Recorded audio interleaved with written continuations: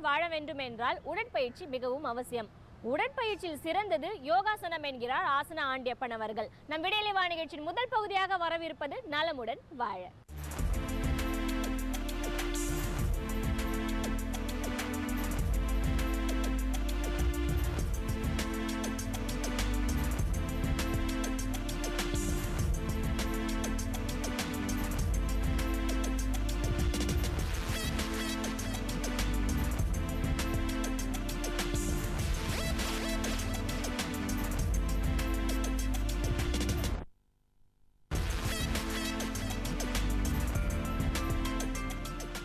என் அருமை உலகத் தமிழ் மக்களே, தாய்மார்களே, பெரியோர்களே, சிறார்களே, என் அருமை சீடர்களே, உங்கள் அனைவருக்கும் என் இனிய காலை வணக்கம். கலைஞர் தொலைக்காட்சி நிகழ்ச்சியில் நலமுடன் வாழ என்னும் பிரிவில் யோகாசனத்திற்கு அதிகாலையிலேயே அதிக முக்கியத்துவம் கொடுத்திருப்பதை நீங்கள் அறிவீர்கள். வெகு நாட்களாக இந்த நிகழ்ச்சி தொடர்ந்து நடைபெறுகிறது. பல லட்சம் மக்கள் உலகமெல்லாம் பார்க்கிறார்கள், பழகுகிறார்கள், தங்கள் உடலையும் உள்ளத்தையும் ஆரோக்கியமாக வைத்துக் கொள்கிறார்கள், நோயின்றி வாழ்கிறார்கள். பல பேர் ஏன் இந்த நிகழ்ச்சியை பார்த்து ஆசிரியர்களாக மாறி தங்கள் வீட்டில் உள்ளவர்களுக்கும் நண்பர்களுக்கும் கற்றுக் கொடுக்கக்கூடிய அளவுக்கு இந்த நிகழ்ச்சி உலகமெல்லாம் பலன் தரக்கூடியதாக இருக்கின்றது. அந்த நிலையில் இன்றைக்கு நம்ம அரங்கிற்கு ஓசூரிலிருந்து விஜயா வித்யாசிரமத்திலிருந்து இங்கே மாணவர்கள் நிறைய பேர் வந்திருக்கிறார்கள். அங்கே சங்கீதா என்னும் யோகாசன ஆசிரியர் 2-3 பள்ளிகளில் மாணவர்களை மிக அற்புதமாக உருவாக்கியிருக்கிறார்கள். பல்வேறு போட்டிகளை நடத்தி மாணவர்களுக்கு பரிசுகள் எல்லாம் தந்திருக்கிறார்கள். அந்த நிலையில் இந்த மாணவர்கள் இப்பொழுது உசிட்டாசனம் செய்யப் போகிறார்கள். நீங்கள் பார்க்க வேண்டும், மிக முக்கியமான ஆசனம். என் அருமை மாணவர்களே, நீங்கள் பத்மாசனத்தை கலைத்துவிட்டு மெதுவாக உசிட்டாசன நிலைக்கு வாருங்கள். பத்மாசனத்தை கலையுங்கள்.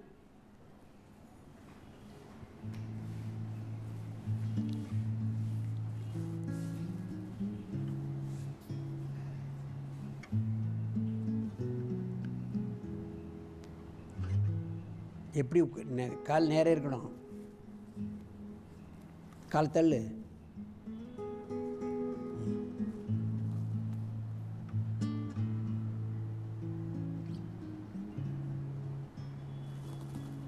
இந்த ஆசனத்தில் ஒரு 4 மூச்சு இழுத்து விட வேண்டும். மூச்சு இழுத்து விடுங்கள், நல்ல மூச்சு இழுக்கணும். பனிமழை காலங்களாக இப்பொழுது இருக்கின்ற காரணத்தினால் மாணவர்களுக்கு நிச்சயமாக சளி பிடித்துக் கொள்கிறது, சளி தொல்லை வந்து விடுகிறது.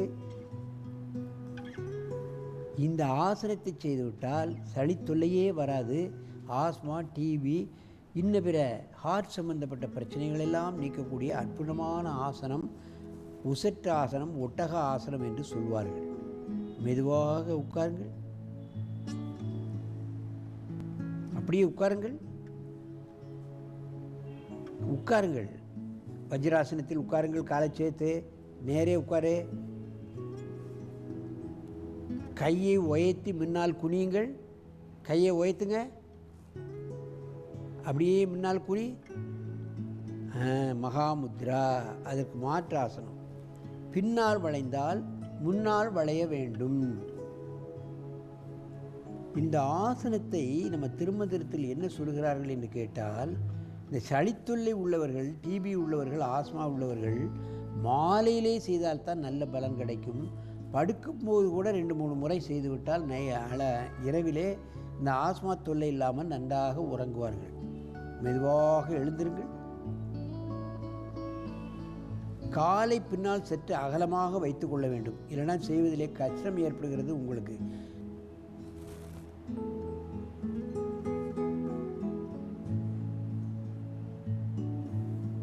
நன்றாக மூச்சு இழுங்கள், வாயை பொத்திக் கொள்ளுங்கள். மூச்சு இழு. சில குழந்தைகளுக்கு மார்பு வந்து சுருங்கி பிடிக்கும், கூர்மையாக வந்துடும். அந்த மாதிரி எலும்பு உருக்கி நோய் என்று சொல்வார்கள். அந்த நோய் உள்ளவர்களுக்கு கூட இந்த மாதிரியான ஆசனத்தை செய்தால் அந்த நெஞ்சு விரிஞ்சு அகலமாகிவிடும். நன்றாக மூச்சை இழுங்கள், மூச்சு சத்தம் வரணும். அப்படியே உட்காருங்க. கையை உயர்த்தி முன்னால் குனிங்க. மகாமுத்ரா. பின்வளைவுக்கு முன்வளைவு ஆசனம். மெதுவாக எழுந்திருங்கள். என் அருமை பெரியோர்களே, தாய்மார்களே, இந்த மழை பனி காலங்களில் குழந்தைகளுக்கு வரக்கூடிய சளித்தொல்லை, இருமல் இவைகளெல்லாம் நன்றாக இருக்கும். அவர்களுக்கு இந்த இருமல் தொல்லையே வராது, முழுமையாக குறைந்துவிடும். ஆஸ்மாட்டிக் பேஷண்ட், ஈஸ்னோஃபோலியோ, பிராங்கிட்டிஸ் போன்ற நோய்களெல்லாம் இந்த ஆசனத்தின் மூலமாக நீக்கிக் கொள்ளலாம். ஆகவே இதுபோன்ற ஆசனங்களை வயது வித்தியாசம் இல்லாமல் எல்லோரும் பழகி தங்கள் உடலையும் உள்ளத்தையும் ஆரோக்கியமாக வைத்துக்கொண்டு இனிது நெடிது வாழ வேண்டும் என்று கேட்டு உங்களிடமிருந்து விடைபெறுவது ஆசனம் ஆண்டியப்பன். வணக்கம்.